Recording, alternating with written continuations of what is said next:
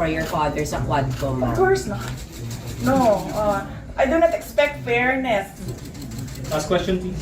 Pero you didn't even How, use this why, ma'am? Ma'am, why po? Because it's clearly a political persecution.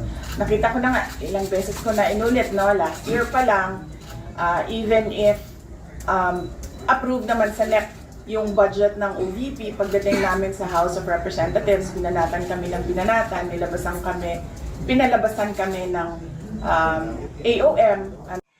Magandang araw mga kaibigan. So, yan po ang pahayag ni VP Sara tungkol For your father sa Quadcom, Of ma'am? course not. No, I do not expect fairness. Last question, please. Pero you didn't even How, use this why, ma'am? Ma'am, why po? Because it's clearly a political persecution. Nakita ko na nga, ilang beses ko na